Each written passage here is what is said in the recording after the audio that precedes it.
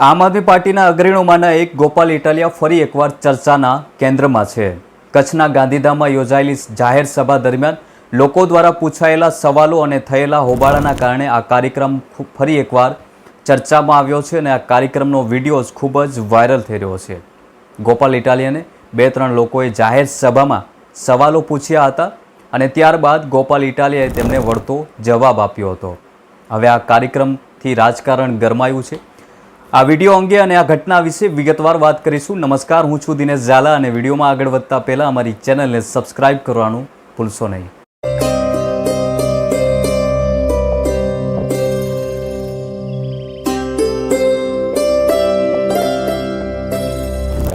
ગોપાલ ઇટાલિયાએ લોકશાહી ભાવનાથી તેમને મંચ પર બોલાવ્યા અને કહ્યું, આ રહ્યો માઇક અને પૂછો તમારો સવાલ. એમાં એક વ્યક્તિએ સીધો જ સવાલ પૂછ્યો કે તમે વિસાવદર જીત્યા પછી કેટલા વિકાસના કામો કર્યા છે અને ચૂંટણી પછી કેટલા દિવસ વિસાવદરમાં રહ્યા છો. સૌથી પહેલાં તમે આ વિડીયો પર નજર કરો. શું હતી સમગ્ર ઘટના? ક્યારના સકળ વકળ થતા હતા, હમણે પોતો મારું વચ્ચે આવી જાય, તમને એમ ન થાય.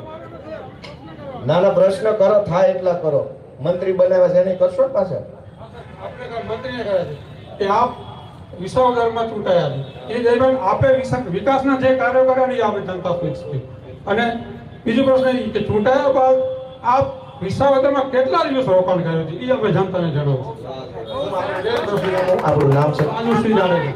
સાંભળો આખું નામ, આપણું ગામનું નામ કહો તો સાંભળ્યા કોણ પૂછીને વઈ ગયું. મારું નામ બહાદુરસિંહ જાડેજા, ગામ નખત્રાણા, તાલુકો નખત્રાણા. અહીંયા પ્રશ્ન પૂછવા જ આવ્યા હતા પેશર આ વાલ છે ને. સારું સારું, કઈ વાંધો નહીં. ના ના ના ના, કઈ બહુ સારું. બીજું કઈ રહી નથી ને, વાહે ગોહો નો કાઢતા પછી નો કહેતા હાલ્યો મેં